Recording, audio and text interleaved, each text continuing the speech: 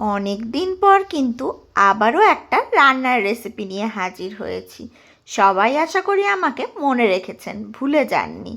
চলুন আজ আবার নতুন একটা চিকেনের রেসিপি নিয়ে হাজির হওয়া যাক। প্রথমে চিকেনটাকে ভালো করে ধুয়ে পরিষ্কার করে নিয়েছি।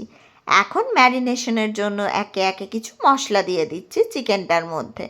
যেমন আমরা ঘরে ব্যবহার করে থাকি রান্নার সময়, সেই সমস্ত মশলাই কিন্তু এখানে আমি ইউজ করেছি।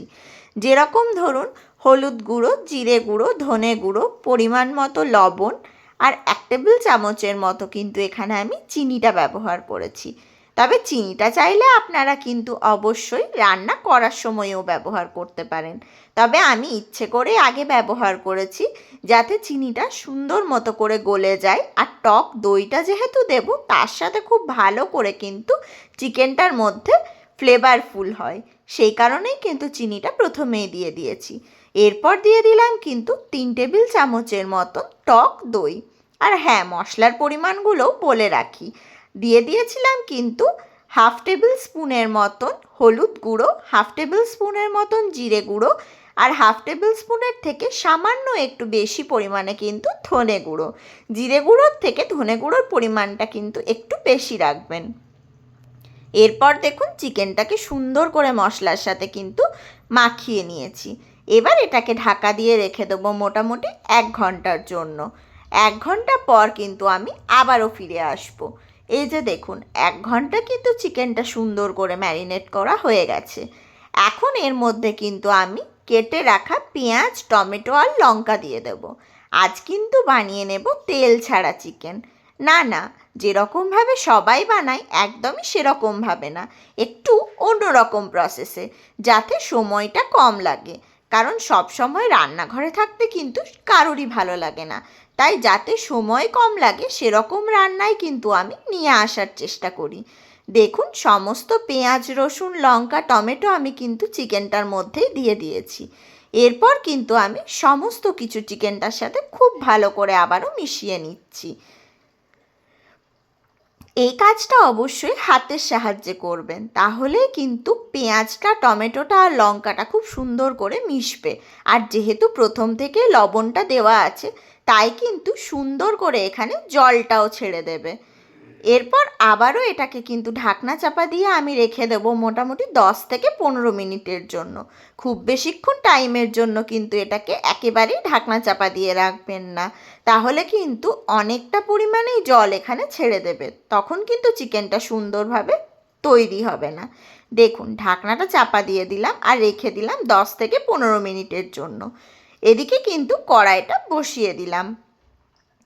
এরপর কড়াইয়ের মধ্যে কিন্তু কোনো রকমের কোনো তেল বা জল আমি দিচ্ছি না।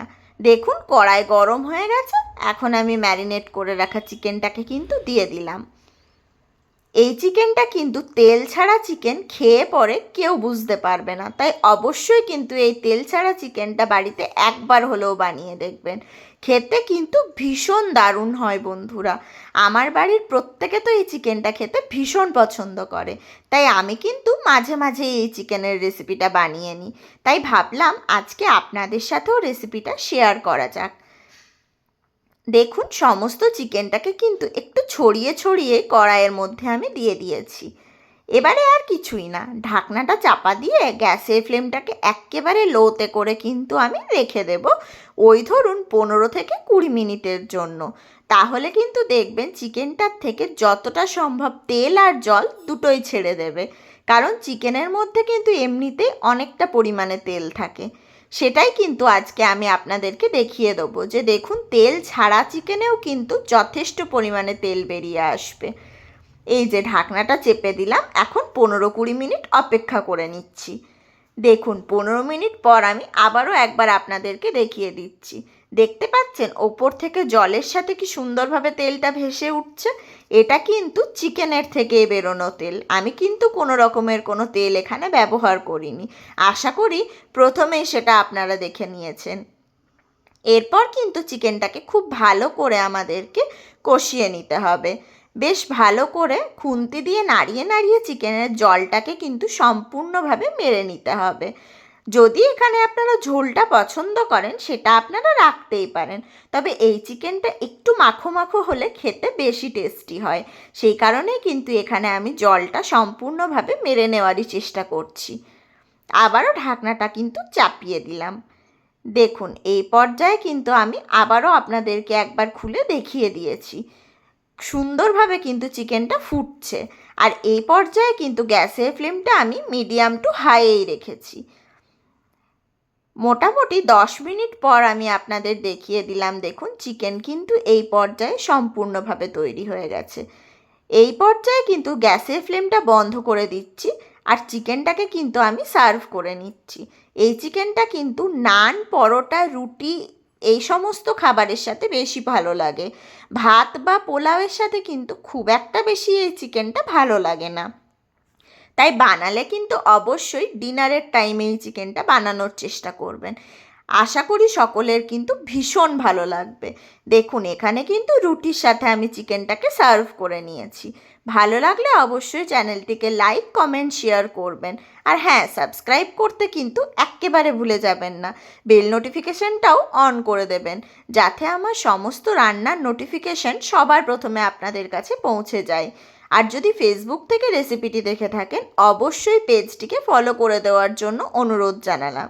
আজকের মতন তাহলে আসি, দেখা হবে আবার কোনো একটা নতুন রেসিপির সাথে।